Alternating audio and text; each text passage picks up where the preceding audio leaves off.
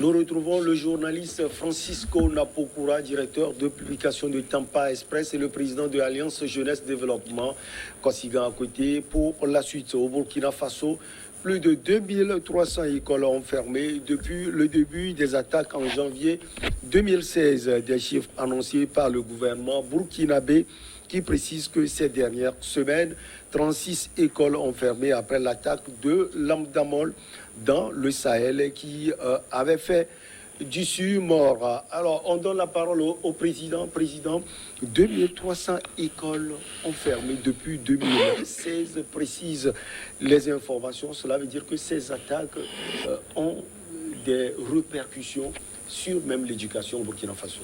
Ah oui, quand les rebelles libyens célébraient le démon Nicolas Sarkozy en son temps, quand Nicolas Sarkozy demandait aux coalitions qui l'ont aidé à évincer et faire tuer Muammar Kadhafi, quand on larguait les bombes et les armes, les munitions dans le désert libyen, voilà, les résultats sont là. Au départ, Sarkozy aussi pensait qu'il fait du bien au peuple libyen. On ne fait jamais du bien à un peuple avec des armes, de destruction massive. On ne fait jamais. Aucune démocratie ne demande ça. Vous savez, on ne peut pas être plus royaliste que le roi. Les Libyens n'ont jamais voulu faire leur démocratie ou chasser Muammar Kadhafi du pouvoir de la sorte. C'est lui. Non. Et puis, vous savez, quand il y a cause, quand il y a cause, il y a effet. Voilà les effets collatéraux que payent aujourd'hui les enfants, les pauvres enfants burkinabés. Ils vont aller à l'école où? Aujourd'hui, tous ceux qui ont organisé cette guerre-là, tous ceux qui ont favorisé cette guerre, ont leurs enfants, leurs progénitures qui suivent les cours dans des écoles, dans des universités les plus huppées, les plus chères de ce monde. Mais les pauvres enfants burkinabés payent le prix le plus cher. Regardez, 2300 écoles fermées. Ça fait combien d'élèves à la maison? Et ça fait combien de fois le Burkina Faso perd des main-d'œuvre qualifiés? Perd dans tous les secteurs des bras valides.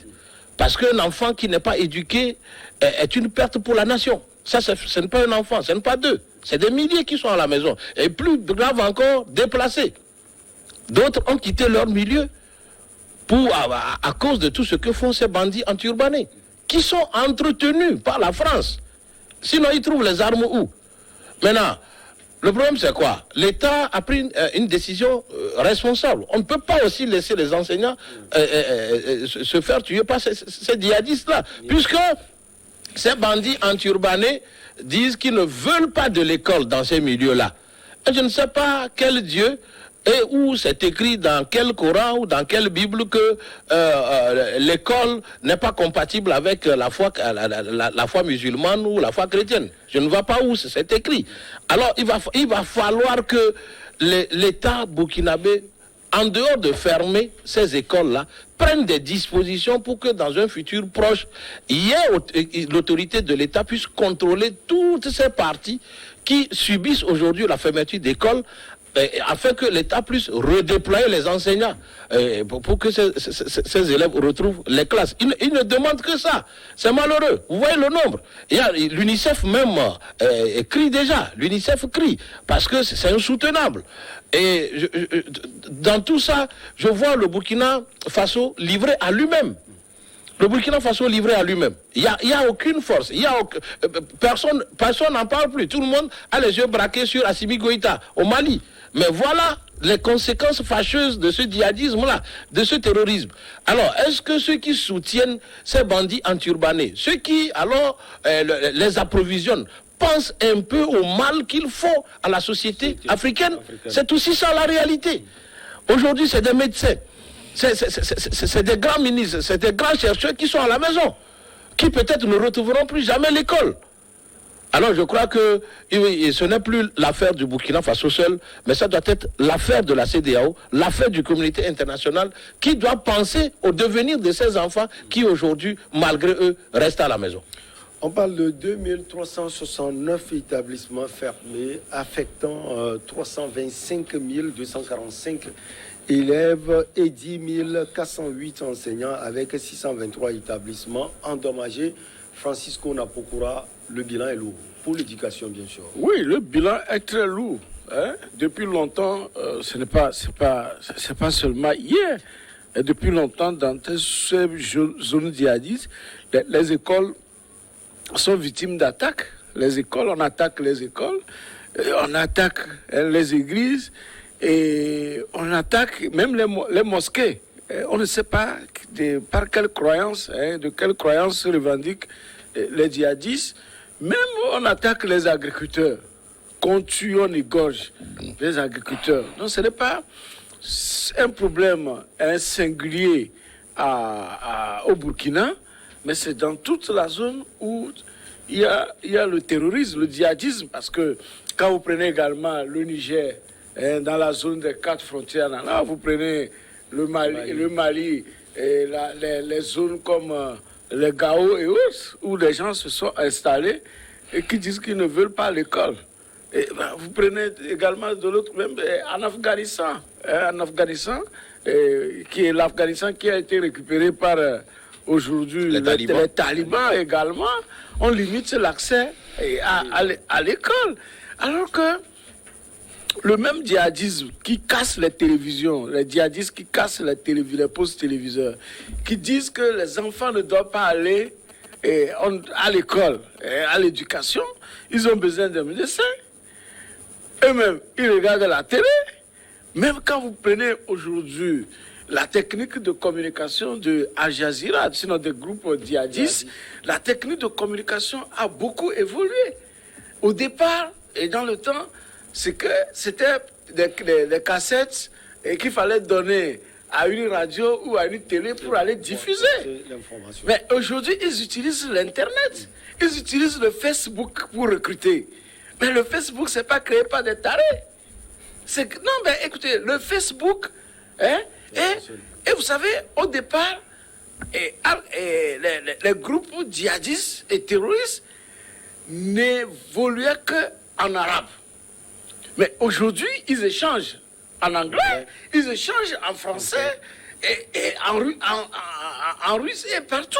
Tout ça là est possible grâce à l'éducation. Mais tout ça là n'est possible que grâce à l'éducation. Même si on dit que dans l'éducation, les gens qui nous ont apporté l'éducation, comme l'Occident, on le dit souvent, ont mis leur gombo dedans, qui fait qu'au fait, on a quand même une éducation extravertie. Mais de toutes les façons, être éduqué, c'est une bonne chose. Avoir l'instruction scolaire, c'est une bonne chose. Parce qu'on ne peut plus aujourd'hui dire qu'on est à la maison, on ne fait plus rien voir, que dans un pays, il y a d'autres qui sont à la maison, et d'autres qui vont à l'école, et qui vont à l'université. Donc d'autres sont condamnés totalement à la misère, quoi. Non, il faut que les systèmes évoluent par rapport à leurs propres évolutions.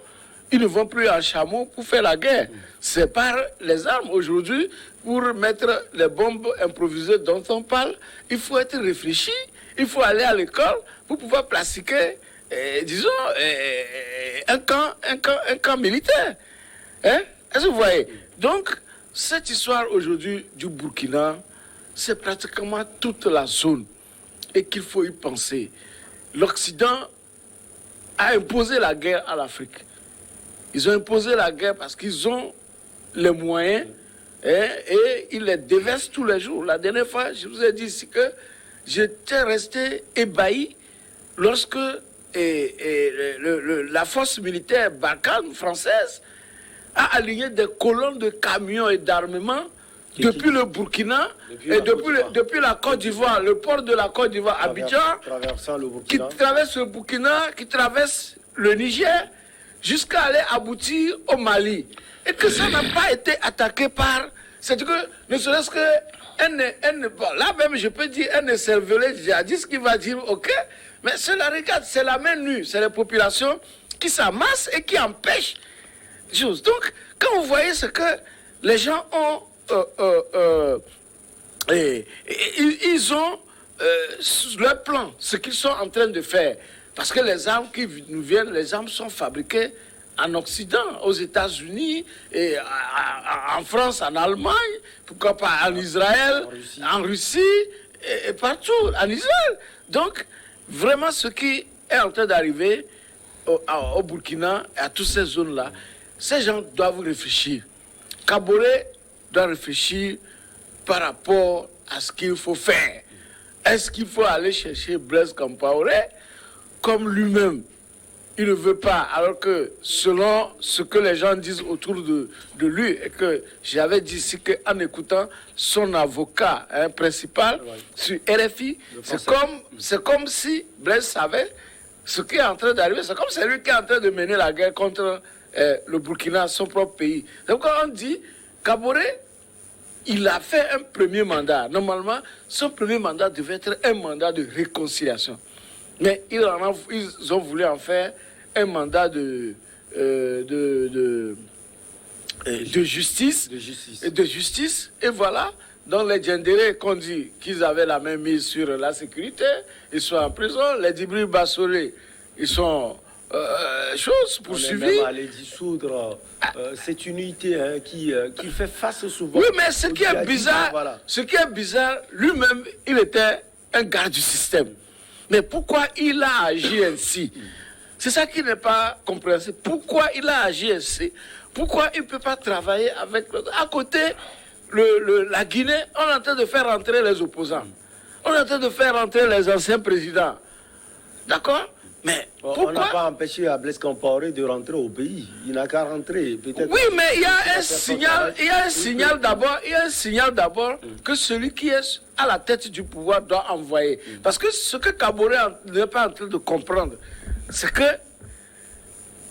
il risque d'amener un coup d'État, d'accord? Un coup d'État au Burkina dans les mois à venir. C'est-à-dire qu'il risque de ne pas terminer son second mandat.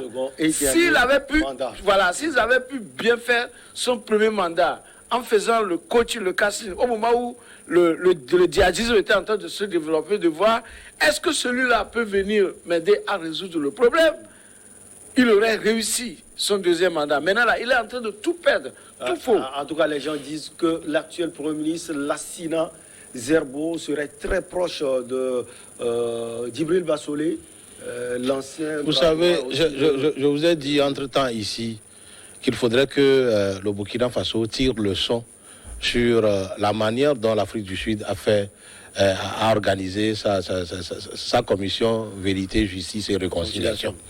Vous savez, j'ai l'habitude de dire aux gens que la justice moderne divise. Ça ne rassemble pas, parce que à la cour de la justice moderne, il y a toujours quelqu'un qui a raison et quelqu'un qui a tort, et quelqu'un qui doit payer alors par des peines de privation ou financières ou matérielles les dégâts qu'il a causés. Aujourd'hui, le Burkina Faso a besoin de paix, justice et réconciliation, mais pas de la manière dont les affaires sont conduites. Moi, je dis, nous prêtons toujours flanc. Les Africains ont toujours tendance à plaire à l'Occident. Ce qui, alors, encourage aujourd'hui le président burkinabé à mettre la justice en branle contre Blaise Compaoré et son équipe, ne lui font pas du bien. Et ils sont loin du Burkina Faso. Les organisations de la société civile internationale, alors qu'ils sont derrière, entre griffes, cette justice qui se fait actuellement au Burkina Faso, ne payent pas le prix lourd. Non, ils pouvaient aussi s'asseoir, parler en eux. Tout ce qui se fait, tout ce qui s'est fait avant, même si ce n'est pas bien, ils peuvent aussi régler. L'Afrique a ses manières de régler ces problèmes-là et faire face dans l'union et la solidarité contre le grand fléau qui est le banditisme. En son temps, Blaise Compaoré a réussi. Même si les gens disent que c'est par des prébendes, il calmait les djihadistes, c'est mieux que de... il épargnait les vies humaines. Voilà, il épargnait les vies humaines. Donc il va falloir aller sur ce terrain. Maintenant, qu'est-ce que le Burkina Faso va gagner quand on va condamner Blaise Compaoré, quand on va condamner Djendéré, même si c'est à vie, même s'il meurt en prison, qu'est-ce que le Burkina Faso peut gagner dedans? Maintenant, mieux, tout ce qui se détruit aujourd'hui ou est en train d'être détruit au Burkina Faso, est-ce que leur condamnation va réparer ça? Non plus. Donc moi, je voudrais que Roch Christian Kamboré, comme son nom l'indique, Christian, alors oui, Christian, quelqu'un qui, le nom Christian veut dire chrétien, quelque chose comme ça. Alors qu'il marche dans les pas de Jésus, le Christ. Ah oui, Christian là, qu'il marche dans les pas de Christ, qui connaît la paix. Vous savez, tout ce que le Burkina Faso a besoin aujourd'hui, c'est la paix. C'est la paix. Et la sécurité. Ce n'est pas la justice. Oui. Pour plaire à Amnesty International, pour plaire à Madame Sankara. Madame Sankara, même, le fait que le Burkina Faso est en feu et en sang aujourd'hui, est-ce qu'elle peut revenir faire le deuil de son mari tranquillement? Non plus. Donc moi j'ai dit, il va falloir que les gens s'asseyent autour d'une table et discuter et revoir le problème Burkina. Ah oui, si Djendéré a aidé l'autre, comment on l'appelle, Blaise Compaoré, à calmer les ardeurs de ces djihadistes-là, ok, qu'on puisse faire, on peut l'utiliser. Vous savez, on ne peut pas passer la main sans former une personne. Vous ne pouvez pas remplacer quelqu'un de sitôt sans qu'il ne vous passe la main. Ils n'ont pas eu le temps de passer la main. Dès que l'autre a fui, Blaise Compaoré est parti en trombe, les autres ont été, ils sont tous mis en prison. Alors, comment ils peuvent... Il y avait le coup d'État. Quel coup d'État? Quel coup d'État? Kosiga a dit quelque chose de très important. Ce qui encourage Kaboré, aujourd'hui, il est seul. C'est que même les chefs d'État de la CEDEAO ne regardent pas ce qui est en train de se passer au Burkina. Mais vous verrez demain, lorsque il y aura peut-être un coup d'État, ils vont crier céder le pouvoir aux civils. Lorsque les nouveaux patrons vont venir, eux aussi vont vouloir opter pour, par exemple, le groupe russe, les gens vont commencer encore par crier qu'on est parti chercher des mercenaires. Vous voyez. Alors qu'on dit qu'il n'y a pas, on n'arrive pas à détecter les djihadistes qui font tous ces mouvements. Mais aujourd'hui, lorsque les troupes russes sont arrivées, l'Occident a tout. C'est-à-dire que la France, aujourd'hui, a tous les mouvements pour savoir où passent les troupes russes. Et regardez, c'est-à-dire que là où il y a du sérieux, quand vous voyez, quand c'est français, dès qu'on tire sur leur camion, ils crient. Et c'est pour aller faire hommage aux gens. Mais vous voyez, les Russes, on tire sur eux, personne ne crie. Personne n'écrit. Bon, on n'est pas lié. Non, mais ils ont fait. Tellement pas la communication. Non, mais ils ont fait. Non, attendez. Attendez, ils ont fait Centrafrique. Ils ont fait Centrafrique. Vous avez vu, une fois on a dit qu'un Russe est mort, on le rapatrie, on lui fait hommage, des trucs. Non, c'est le pragmatisme. Nos pays, c'est-à-dire que tels que ces pays-là, qui sont devenus pays d'insécurité, Burkina, Niger, Mali, même la Guinée n'est pas loin. Tout ça, c'est des pays que, en fait, il va être difficile que des civils dirigent. À l'heure où nous sommes, il faut changer de dos. Et nos présidents de la CEDEAO, UEMOA, tout ça là, il faut qu'ils révisent leur test le plus rapidement possible. Parce que le terrorisme qui est en train de nous envahir, les armes qu'on est en train de déverser tous les jours sur le continent. On peut être civil, mais on sera entouré. Mais on va donner les ordres à qui? Surtout sur le plan sécuritaire. Vous savez, Joe Biden, c'est un ancien militaire. Oui, bien sûr. Oui, vous avez vu quand l'autre là, et Trump est venu, vous avez vu la merde qu'il a foutue. Parce qu'il n'a pas. Oui, lui c'est businessman. Vous comprenez? Il s'en fout de. Voilà, il s'en fout. Mais il a fait aussi un peu la guerre. On est ici quand il a envoyé les bombes et autres. Et quand ils envoient les bombes, surtout en Syrie, mais quand ils envoient les bombes, mais c'est des messages qu'ils envoient en termes d'expérience, expérimentation, et aussi en termes de vente d'armes. Vous voyez que quand Trump est venu, on a vendu beaucoup d'armes. Même quand on dit de restreindre le port d'armes aux États-Unis net, parce que les républicains, c'est ça qui est leur nourriture. Oui, Trump a fait aussi des choses. Peut-être qu'on n'a pas ressenti ça en Afrique. Hein. On se souvient de Kasser Soleimani qui a été tué l'Iranien. Donc, dans cette zone aussi, Trump a fait aussi la guerre Francisco Rapoport. Oui, tout le monde fait la guerre, surtout à l'Afrique. Quand on revient au Burkina, président à côté, tous les secteurs sont touchés. Mais celui de l'éducation est éprouvé selon le gouvernement. Ce sont les propos du gouvernement. Au moins 6 régions connaissent des fermetures d'écoles. Il faut accompagner les forces de défense et de sécurité. Ce sont les propos du ministre de l'Éducation. Ça veut dire qu'il y a urgence dans l'éducation au Burkina Faso. Oui, il y a un adage qui dit il n'y a pas de développement sans la paix et la sécurité. Sans la sécurité et la paix, il n'y a pas d'éducation. Comment vous voulez que les enfants et les enseignants aillent à l'école sous les balles et sous les menaces, sous les menaces des balles et des bombes? Non, vous savez, aujourd'hui, au même moment, ceux qui disent qu'ils ne veulent pas de l'école, ils viennent puiser, ils viennent chercher les petits élèves, les petites élèves dans les écoles, là, ils les kidnappent et vont se marier avec elles dans les brousses. Vous voyez cette dichotomie de croyance?